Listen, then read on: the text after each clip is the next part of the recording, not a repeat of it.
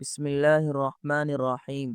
صرف 5 منٹ کا مدرسہ قرآن و حدیث کی روشنی میں 205واں دن 25 رجب المرجب۔ نمبر 1، اسلامی تاریخ۔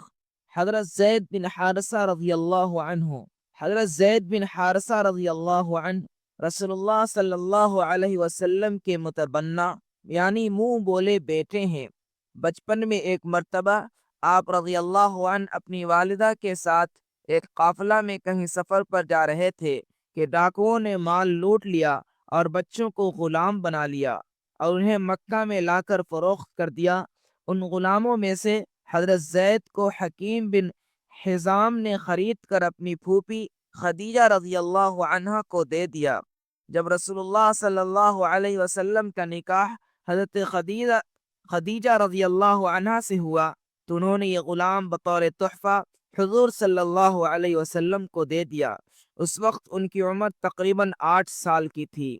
حضرت زید رضی اللہ عنہ کے والد اور چچا ان کو تلاش کرتے کرتے مکہ پہنچے اور حضور صلی اللہ علیہ وسلم سے حضرت زید کو مانگا۔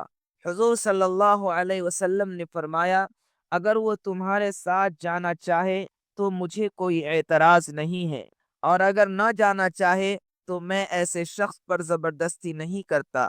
مگر زید رضی اللہ عنہ نے اپنے باپ اور چچا کے مقابلہ میں حضور صلی اللہ علیہ وسلم کے ساتھ رہنا پسند کیا اور باپ کے ساتھ جانے سے انکار کر دیا۔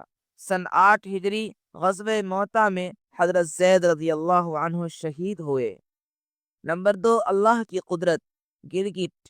اللہ تعالیٰ نے گرگٹ کے اندر عجیب و غریب بات رکھی ہے۔ یہ پورے دن سورج کی روشنی میں رہتا ہے اور اس سے غذا حاصل کرتا ہے۔ جب شام ہوتی ہے تو کیڑے مکوڑوں کا شکار کر کے اپنا پیٹ بھرتا ہے اور ماحول کے رنگ کے بدلنے کے ساتھ ساتھ اپنا رنگ بھی بدلتا رہتا ہے۔ کبھی لال ہو جاتا ہے، کبھی کالا، تو کبھی ہرا رنگ بدلتا ہے۔ جس رنگ کے درخت پر چڑھتا ہے اسی رنگ کو اختیار کر لیتا ہے۔ اس کی آنکھیں ایسی ہوتی ہیں کہ وہ چاروں طرف دیکھ سکتی ہیں۔ اللہ کی شان کہ اس نے ایک چھوٹی سی جانور کو بہت ساری خوبیاں دے رکھی ہیں۔ نمبر 3، ایک فرض کے بارے میں۔ رکوع و سجدہ اچھی طرح کرنا۔ رسول اللہ صلی اللہ علیہ وسلم نے فرمایا، بدترین چوری کرنے والا وہ شخص ہے جو نماز میں سے چوری کر لیتا ہے۔ صحابہ رضی اللہ عنہم نے عرض کیا، یا رسول اللہ، آدمی نماز میں سے کس طرح چوری کر لیتا ہے؟ ارشاد فرمایا، وہ رکوع اور سجدہ اچھی طرح نہیں کرتا۔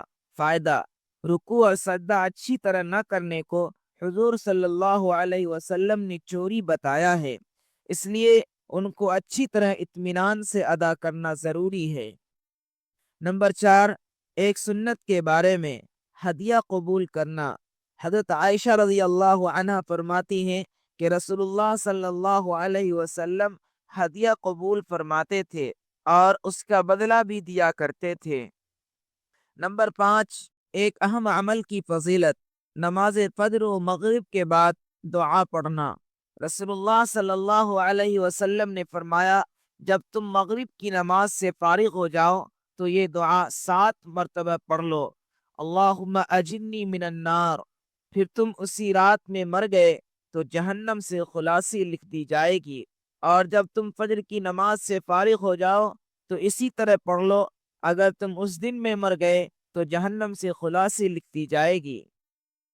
نمبر 6، گناہ کے بارے میں۔ غلہ وغیرہ روکے رکھنا۔ رسول اللہ صلی اللہ علیہ وسلم نے فرمایا، جو آدمی مسلمانوں سے ان کا غلہ روکے رکھے گا، اللہ تعالیٰ اس کو کوڑھ اور تنگ دستی اور فقیری میں مبتلا کر دے گا۔ فائدہ: عوام کی سخت ضرورت کے وقت مہنگائی کے انتظار میں غلہ وغیرہ روکے رکھنا درست نہیں ہے، اس سے لوگوں کو بچنا چاہیے۔ نمبر 7، دنیا کے بارے میں۔ دنیا دشمنی کا سبب۔ رسول اللہ صلی اللہ علیہ وسلم نے فرمایا، جب دنیا کی دولت کسی پر کھول دی جاتی ہے تو اللہ تعالیٰ ان کے آپس میں قیامت تک دشمنی اور بغض ڈال دیتے ہیں، اور میں اس سے ڈرتا ہوں۔ فائدہ: جب کسی کے پاس خوب مال و دولت جمع ہو جاتا ہے تو ان سے حسد کرنے لگتے ہیں، جس سے دشمنی پیدا ہوتی ہے۔ نمبر 8، آخرت کے بارے میں، جہنم میں موت نہیں ہوگی۔ قرآن میں اللہ تعالیٰ فرماتا ہے، اہل دوزخ جب نجات سے بالکل مایوس ہو جائیں گے تو اس وقت موت کی تمنا کریں گے اور دوزخ کے داروغہ کو پکاریں گے، اے مالک، تمہارا پروردگار ہم کو موت دے کر ہمارا کام تمام کر دے۔ وہ فرشتہ کہے گا، تم ہمیشہ اسی حال میں رہو گے، نہ نکلو گے نہ مرو گے۔ نمبر 9، طب نبوی سے علاج، گائے کے دودھ کا فائدہ۔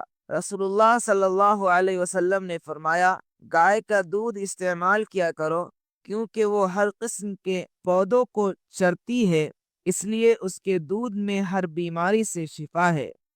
نمبر 10، قرآن کی نصیحت۔ قرآن میں اللہ تعالیٰ فرماتا ہے، اے ایمان والو، اللہ سے ڈرتے رہو اور سیدھی سچی بات کیا کرو۔ ایسا کرو گے تو اللہ تعالیٰ تمہارے کام سنوار دے گا اور تمہارے گناہ بخش دے گا۔ جس نے اللہ تعالیٰ اور اس کے رسول کا کہنا مانا تو اس نے بڑی کامیابی حاصل کر